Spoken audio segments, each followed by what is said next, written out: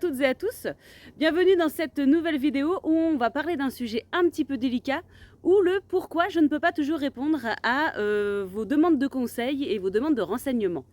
Depuis que j'ai ouvert la chaîne il y a bientôt un mois, Vinciane Naturopathie et compagnie, et depuis que j'ai mis les naturopathes en place, je reçois quand même pas mal de messages. Concernant les naturopathes, je reçois des messages de félicitations et d'encouragement et de soutien, et je vous remercie parce que c'est très important pour moi. C'est pas que de fiches, c'est des mois de travail, de recherche, d'agencement, voilà. Et quand je reçois des messages comme quoi elles sont pratiques, elles sont optimisées, elles sont compréhensibles, elles sont jolies aussi, et bah franchement pour moi c'est vraiment une belle récompense. Donc merci pour ces messages. Je reçois aussi bien sûr des messages qui vont me demander des conseils en naturopathie, en santé naturelle, et c'est tout à fait normal. Je vous remercie pour l'intérêt que vous portez à ce domaine, parce que pour moi c'est un domaine qui est très important, et j'essaye justement de pouvoir vous apprendre à être un petit peu plus autonome naturellement sur votre santé. Donc je reçois beaucoup de messages, de questionnements, et je ne peux pas toujours y répondre. Quand vous me demandez, par exemple, je me suis brûlée, qu'est-ce que je peux appliquer là tout de suite de naturel sur la plaie pour me soulager, en dehors bien sûr d'une prise en charge médicale, si c'est trop grave, faut faire attention. Voilà, qu'est-ce que je peux poser dessus? Ça va pas me poser de problème puisqu'on va être sur de la symptomatique, sur un accident domestique, et on va pouvoir justement pallier ça, un coup de soleil ou quelque chose. C'est quelque chose qui ne pose pas de problème forcément pour donner des conseils. Cependant, je reçois aussi beaucoup de demandes concernant des grosses pathologies, des pathologies au long cours, comme on va dire de l'arthrose, des fibromyalgies, les hypertensions, voilà, qu'est-ce que je peux prendre? Et là-dessus, justement, ça devient plus compliqué pour moi de pouvoir vous répondre. Et c'est un peu frustrant de mon côté, et j'ai peur aussi que certains le prennent mal, comme quoi en fait elle s'en fiche, elle est là, elle fait des vidéos, elle étale, mais en fait elle ne sait pas ou elle ne veut pas m'aider. Ça n'a rien à voir avec ça, bien sûr que je veux vous aider, mais je ne veux pas prendre entre guillemets de risques, et je vais vous expliquer justement dans cette vidéo pourquoi je ne peux pas toujours vous aider. Tout simplement parce que déjà, premièrement, la naturopathie, c'est une médecine, entre guillemets, enfin une médecine, je mets des guillemets parce que voilà, c'est une pratique, on va dire, holistique. C'est-à-dire qu'elle va prendre, je vous l'ai dit, plusieurs plans en compte, le plan physique, le plan mental, le plan spirituel.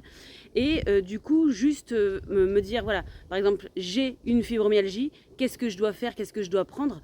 Je ne peux pas, puisque la fibromyalgie est entre guillemets un symptôme de dérèglement plus compliqué et plus profond. Donc bien sûr, je ne vous connais pas, donc je prends cet exemple-là, mais parce que j'en ai eu d'autres, mais voilà, je prends cet exemple-là.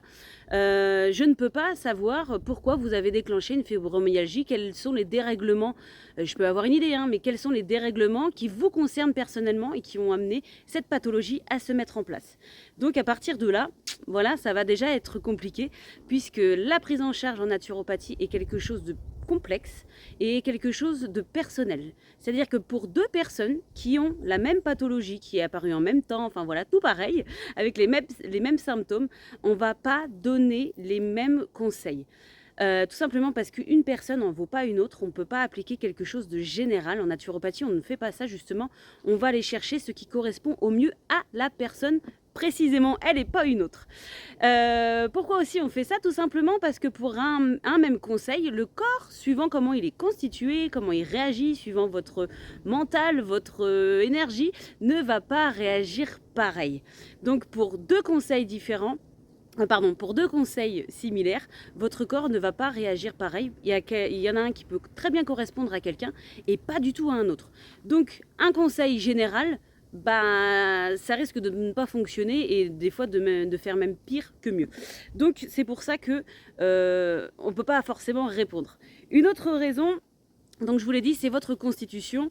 Les constitutions sont différentes, elles font partie aussi, dedans on va retrouver tout ce qui est votre code génétique, votre hérédité, votre façon de vivre, votre environnement, votre métier, votre état et votre gestion du stress. Il y a énormément de paramètres à prendre en compte pour pouvoir vous conseiller par la suite, et ça fait partie de la prise en charge personnalisée. Ensuite, il y a d'autres choses aussi. Il y a si vous avez des traitements ou si vous avez déjà des antécédents médicaux.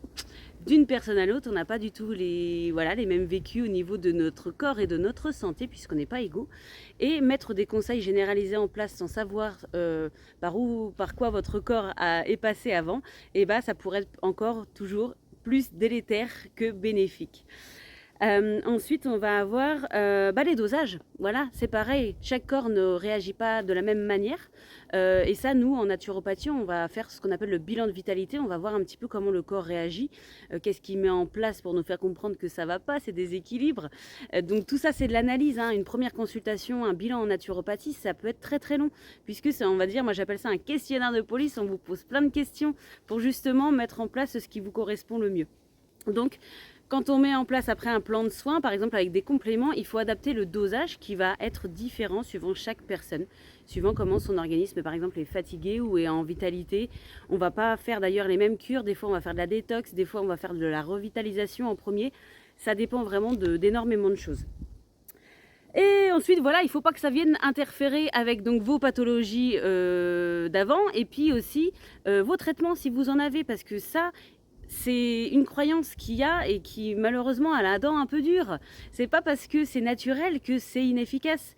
Toutes les plantes et les remèdes naturels comportent des principes actifs qui viennent vraiment agir sur le physique et aussi sur le mental, hein, mais viennent agir sur le physique. Donc il y a des principes actifs et qui bien sûr du coup peuvent rentrer en interaction médicamenteuse si vous avez déjà des médicaments. Ça peut aussi, un simple conseil alimentaire, ça peut être compliqué parce que suivant certaines pathologies, certains traitements, on ne peut pas les mettre en place non plus. Je prends l'exemple par exemple pour l'hypertension, on va éviter le pamplemousse. C'est bête, mais il y a des gens, souvent ceux qui prennent les traitements le savent, mais il y a des interférences qui sont un petit peu plus subtiles et qu'il faut connaître pour ne pas vous mettre en danger. Et ensuite, dernière chose aussi, que j'ai relevé de pourquoi je ne peux pas vous conseiller, parce qu'on pourrait dire bon il faudrait par exemple, je sais pas, vous avez de l'arthrose, ce serait bien par exemple de prendre de l'ortie, de prendre peut-être du curcuma, de prendre des choses voilà en complément, ou de se poser au moins la question si ça pourrait être efficace pour vous. Mais il y a aussi un point que souvent on sous-estime, c'est la porosité intestinale. Je ferai sûrement une vidéo plus tard de la porosité intestinale, c'est-à-dire que prendre des compléments alimentaires ne sert absolument à rien si vos intestins ne sont pas en mesure de les assimiler correctement. Les actions de tout ce qu'on prend, en tout cas des plantes, enfin de tout, se fait au niveau des villosités intestinales. Donc ce sont des petits cils que nous avons dans les intestins et malheureusement en grand nombre aujourd'hui on retrouve des gens qui ont des dysbioses intestinales sans forcément avoir de symptômes. C'est-à-dire que le corps n'est plus en mesure d'absorber ce qu'il ingère. Donc ça peut être pour l'alimentation, mais ça peut être pour les compléments. Alors vous conseillez un complément, vous dire oui, telle plante elle fait ça, ce serait miraculeux pour vous. Sauf que si votre organisme n'est pas prêt à les recevoir, ça servira à rien. Et vous allez dépenser des sous et vous allez faire des recherches et vous allez vous dire en fait ce qu'elle m'a proposé, ça sert à rien puisque ça n'agit pas. Oui, ce sera de ma faute, oui et non, parce que j'aurais pas forcément vérifié votre porosité intestinale si je vous donne un conseil comme ça à la va-vite. C'est pour ça, donc, pour toutes ces raisons, que malheureusement, non, je ne peux pas toujours vous conseiller, je ne peux pas toujours vous aider. Et croyez-moi bien, c'est pas parce que je ne le veux pas, c'est parce que je suis précautionneuse et que ce n'est pas bon pour vous que je vous donne des conseils de santé généraux. Si vous souhaitez vraiment, avoir un bilan de vitalité, vraiment quelque chose de complet, de personnalisé, bien sûr, il faut faire une consultation en naturopathie. Alors, je ne vous dis pas ça pour, pour me consulter, non, non, là, mais ne prenez pas les conseils, on va dire comme ça, à la légère, parce qu'il y a énormément de choses à faire. Il y a l'alimentation, les compléments alimentaires, il y en a partout, ça pullule dans les magasins. Le problème, c'est que les prendre, si ils ne vous servent à rien, ils peuvent même des fois vous faire défaut. Moi, j'avais eu une dame comme ça. Je reviens sur des expériences qui, quand je faisais du conseil dans un magasin bio, étaient venues pour prendre de l'aloe vera.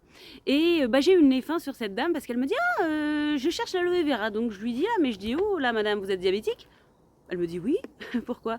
Je fais parce que vous êtes diabétique, mais il faut pas prendre de l'aloe vera quand on est diabétique. Elle dit ah ma copine elle m'a dit que c'était bon pour ce que j'avais. Alors en effet elle m'a donné tous ses symptômes. C'était bon pour ce qu'elle avait, sauf qu'elle avait un traitement antidiabétique et que l'aloe vera notamment peut faire baisser l'insuline. Enfin je voulais pas qu'elle fasse une hypo. Donc c'est pour ça que c'est bien les compléments alimentaires quand on sait vraiment ce qu'on prend, quand on allait voir un praticien qui va vraiment vous conseiller et qui va vous l'avoir conseillé à vous, pour votre pathologie et la façon dont votre corps gère cette pathologie et non pas un conseil lambda.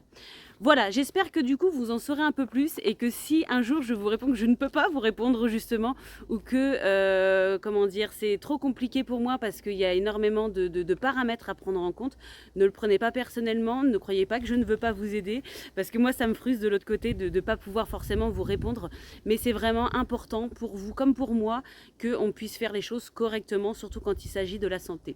Voilà, j'espère que du coup cette vidéo vous en aura appris un petit peu plus sur la naturopathie, sur comment ça se gère et comment ça se passe. Et puis, je vous dis à une prochaine.